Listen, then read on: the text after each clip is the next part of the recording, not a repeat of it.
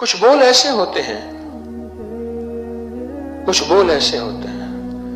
جن کو بظاہر عقل نہیں مانتی، سمجھ نہیں مانتی، بظاہر وہ عقل اور سمجھ میں نہیں آتے، لیکن ان میں تاثیر اور طاقت لاجواب ہوتی ہے، اور ان میں قوت بہت انوکھی ہوتی ہے۔ ان میں یہ بول یا خالص یا مخلص یا خلاص، بے حق کے ابن عباس، بے حق کے بہتر الیاس، بند خلاص۔ حضرت رضی اللہ تعالی عنہ کے دور میں قحط پڑ گیا۔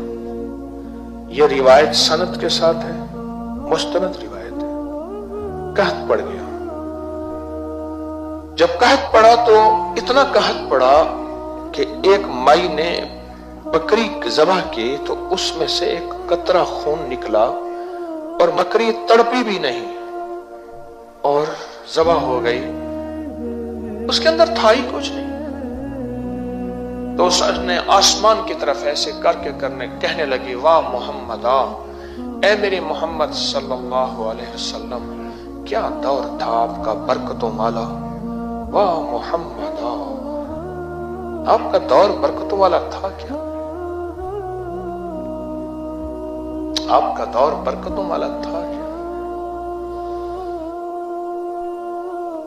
اس قحط میں پھر نماز استسقاء کے لیے جب تشریف لے گئے حضرت رضی اللہ تعالیٰ عنہ، تو حضرت عباس کو ساتھ لیا، اللہ کے حبیب کے چچا حضرت عباس، اور میرے حضور ان کا بہت احترام فرماتے تھے اپنے چچا کا۔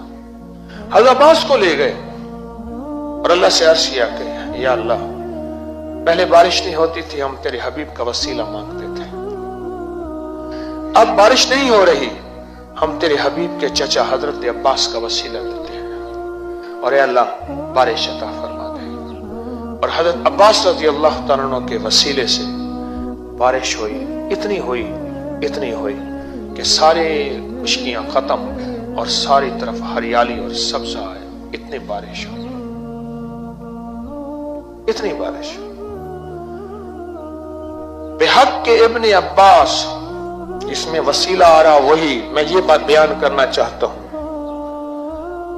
دو انبیاء ایسے ہیں، ایک حضرت خضر اور ایک حضرت الیاس۔ اس میں ہے نا بے حق کے مہتر الیاس، مہتر کہتے ہیں سردار کو، بڑے کو، چودھری کو، آقا کو مہتر کہتے ہیں۔ اس میں جو الفاظ ہیں، دو انبیاء ایسے ہیں، ایک حضرت خضر علیہ السلام اور ایک حضرت الیاس۔ ان کے بارے میں ہے کہ اللہ جل شانہ نے ان کے ساتھ کائنات کے امور تکوینی کو جوڑا ہوا ہے۔ امور تکوینی، غور سے سمجھے گا، تکوینی امور، اور وہ تکوینی امور کیا ہے؟ رجال الغیب کے امور، کتب، ابدال، غوث، کلندر، نقیب، نجیب، ابرار، رجال الغیب، پھر ان کے آگے بے شمار روحانیت کا نظام سارا میرے رب نے ان دو انبیاء کے ساتھ جوڑا ہوا ہے۔ پھر ان کے نیچے عہدیدار ہیں، اور ان کے بڑے حضرت خضر ہیں اور پھر حضرت الیاس ہیں۔ یہ تکوینی امور کے شہنشاہ ہیں، یہ تکوینی امور کے بادشاہ ہیں۔ جب بندہ یہ مہتر الیاس کہتا ہے، تکوینی امور، ایسا غیبی نظام مدد کا، رحمت کا، برکت کا، عطا کا ایک پل میں حرکت آتا ہے، اور اس بندے کے ساتھ اللہ کی مدد شامل حال اور غیبی نظام شامل حال ہوتا ہے، اور ایسا شامل حال ہوتا ہے کہ انسان گمان نہیں کر سکتا، اور اس کے سارے کام بننا، اس کی مشکلیں ٹلنا، اس کی پریشانیاں دور ہونا شروع ہو جاتی ہیں۔ ان حضرات کی بے حرمت ان کا وسیلہ اللہ سے مانگ رہے، ایک مہتر الیاس کا وسیلہ مانگ رہے، ایک ابن عباس کا وسیلہ مانگ رہے، جن کا وسیلہ حضرت عمر رضی اللہ عنہ نے مانگا تھا۔ دیکھو ایک بات بتاؤ، تسبیح خانے کا ممبر شرک نہیں دے رہا آپ کو، تسبیح خانے کا ممبر آپ کو بدعت نہیں دے رہا، तस्बीह खाने का मिंबर अकाबिर की जिंदगी दे रहा। हमारे अकाबिर जो जिंदगी, जो निजाम देकर गए हैं, वो हमारी समझ में बाद में आए या ना आए, उनकी समझें हमारी समझ से बड़ी थी, उनकी अक्लें हमारी अक्ल से बड़ी थी, उनका शऊर हमारे शऊर से बड़ा था, और वो जहां पहुंचे थे हम नहीं पहुंचे। साइंस की कोई तहकीक हो, समझ आए ना आए, तो साइंस की उस तहकीक को तो हरफ आखिर समझें और बगैर तहकीक के समझें, और रूह की दुनिया का कोई उकदा समझ ना आए पर अपने ज़हन से उसको सोचें, ये कहां की कहानी है। यानी दुनिया के ऐसे बंदे का इल्म जो खुद खुदा को ही नहीं मानता, अंग्रेज ऐसे हैं जो खुद खुदा को ही नहीं मानते, अगर वो कोई बात करे तो कहे वाह साइंस की तहकीक है, और ऐसे बंदे की रूहानी दुनिया के उकदे जो अल्लाह के कुर्ब में डूब चुके हैं, उनके बारे में अपनी अक्लें इस्तेमाल करें, अपना महदूद इल्म, और वो इल्म जो अखबार और डाइजेस्टों में पढ़ा हुआ है, वो अखबार वो इल्म, उस इल्म से परखें, गलती ना कीजिएगा।